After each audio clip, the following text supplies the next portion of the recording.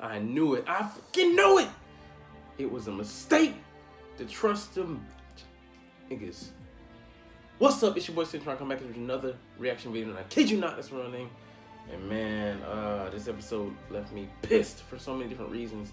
Charged up all the action that happened in the end and the plot leading up to that. So we start out with this one, and it's a snowy day, Christmas Eve, or maybe it's Christmas Day. I forget which one. I think it's Christmas Day, and it's leading up to the confrontation between the Shiba family.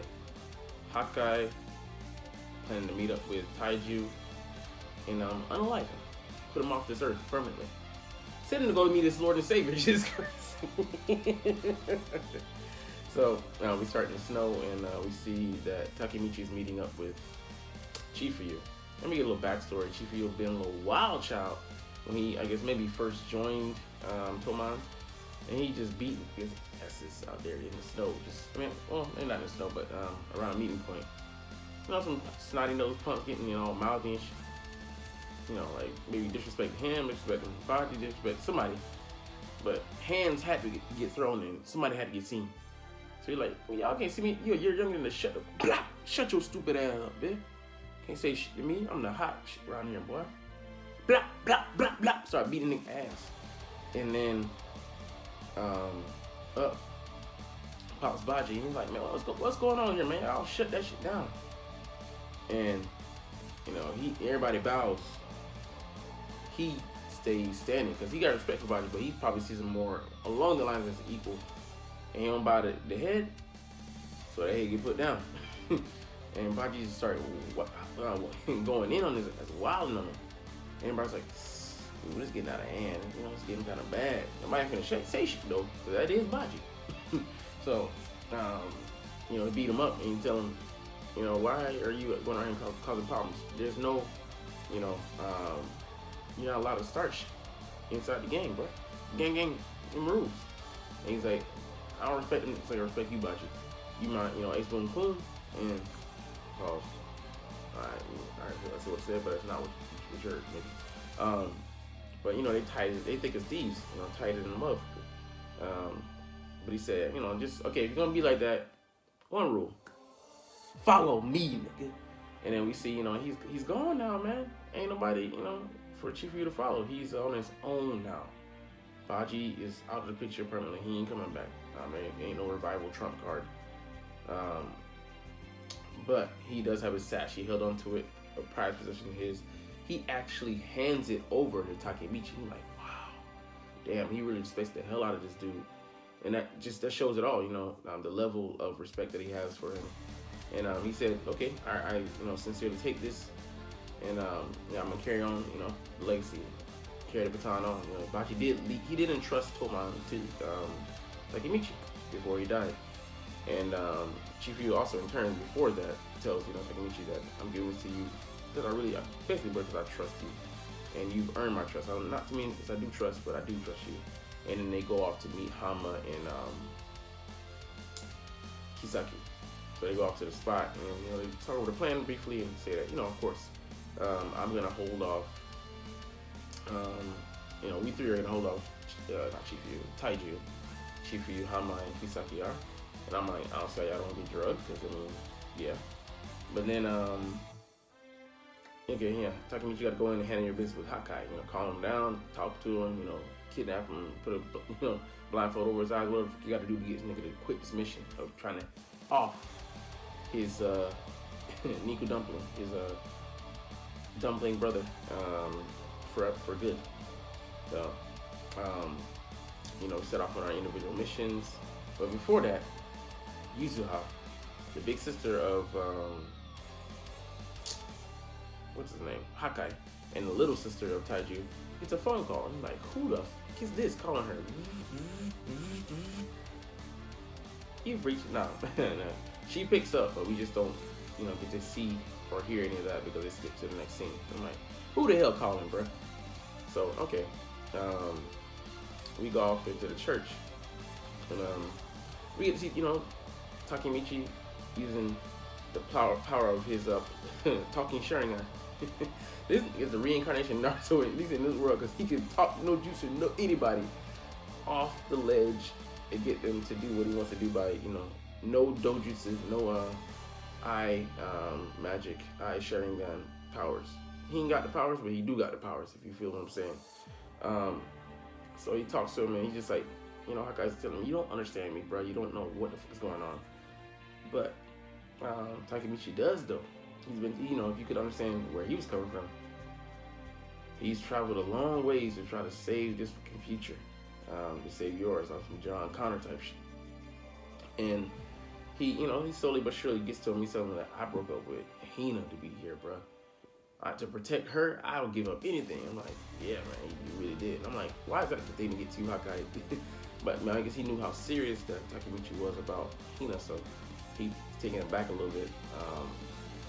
And I mean, yeah, he's saying that, you know, I gotta do this, but your sister would be sad if you had to go to such an extreme as, you know, offering somebody, even if it be your sibling, your worst enemy, to get them out of the game from, or get them out of the way.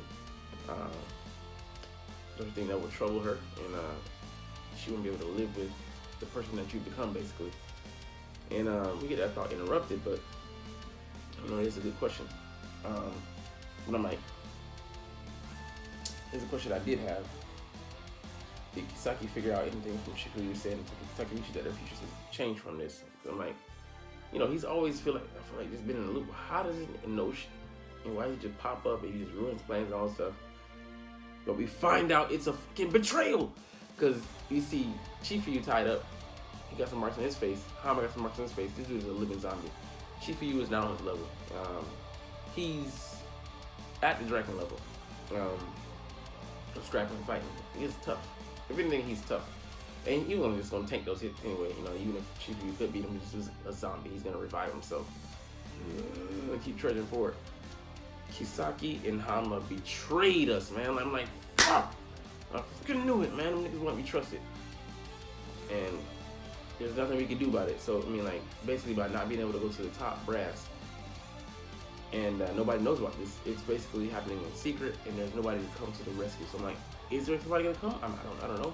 We'll see, but there ain't no way in hell Hawkeye and Takemichi gonna be able to handle this with the Taiju. It could be 10 of them on the same level, and they wouldn't do shit. 20 maybe, 30. You got to overwhelm him, like, by him getting tired of punching y'all out, knocking y'all out, punching y'all out, like hitting your faces with his hand. Whatever, you know, his hand eventually have to get dull, right? I mean, like, you know, but it's crazy. I'm just like, they walk off, you know, saying like, Hama's asking Kisaki, why'd you do it? He's just like, I just want to see the discontent. She's an evil motherfucker. I'm just like, that's why I didn't take seriously. This is changing heart. I'm like, what are you scheming? You're a schemer. You scheme things. So that's what you do. You ban. But I mean, he just casually strolls in. Taiju doesn't. He like, that's where he showed out the betrayal and everything. I'm like, you know, something had to have happened. And, you know, gives man at least a little bit more resistance than that. I was curious to see how they would fare, but you know, we'll never know, because some just ran away from the fight. But yeah, niggas ain't worth shit. Golly, man. So I mean, it's going down, and you know, he's Taiji's walking up on Takemichi, telling him, "This is the second time you done interfered in my affairs. It's our family's affairs." He punches him right in his shit, and Takemichi just almost gets, you know, one punch man, because he said, "I was holding back last time. I hit you with 30%." Like, sounding like he's Toguro. Well, I hit you with 30%. This time I'll up it to 50. I'm like, God damn, Takemichi, chill, bro. Cause you about to cross the river Styx. Like, his Ishiki, his consciousness is starting to fade. I'm like, damn, man.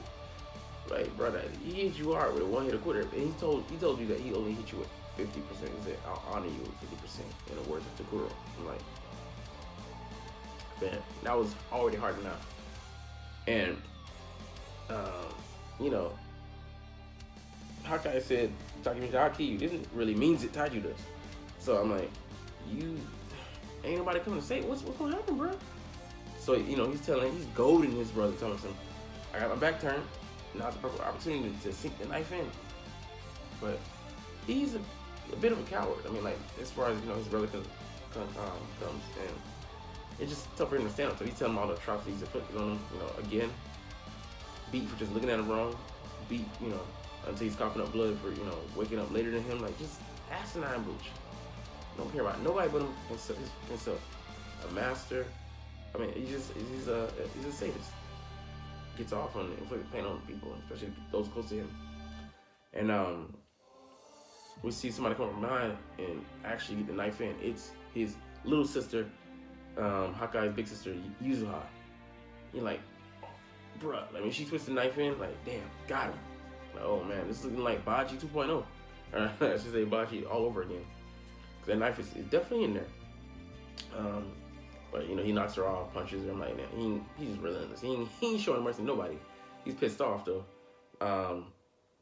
But we find out that it's not deeper than it's not a life-threatening injury.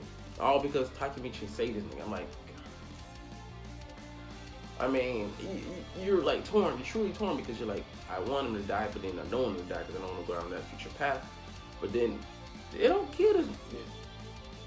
He's gonna maybe kill y'all. Like, and you know, he tells him so that, like, you know, Yuzuha, that she wasn't deep enough. Let me go deep. Not deep enough though. He, you know, shrug that shit off. He takes the, you know, jacket off. You know, he's getting down to business. And man, like, Yuzuha's a killer. I was like, what? That makes sense though. Why would Kisaki have something to blackmail him on? Because his sister did it, not him. He don't give a fuck about himself. But if it's his sister, he'll do as he's told, and then he slowly morphs into the sadistic a-hole who only is money hungry and, you know, only chases the bag, and not in a good way in the future. So we find out it's her, and then Taiju turns and he's in tears. He's like, a monster can be moved? I mean, he is human, but still, like, we're like far removed, right? Because humanity's gone. And I took him out Aaron and people. And he's like, Lord, why don't you put me through these trials? I must, you know, like, end the life of the sister who I so dearly love. Like, you don't love her, bro? Like, you looking at her like that? She, you know, he blessed you with a sister and put her on this earth, and you try to take her away. And that, what do you call it? That ain't Christian life. That's evil, bro. Like, that's blasphemy, nigga. So I mean, we end on that point, but man, what a great point to end on. Like, you know, keeps you guessing until next week. No previews, so you know how they do it. But we're getting up out of here, so let's send it off the right way.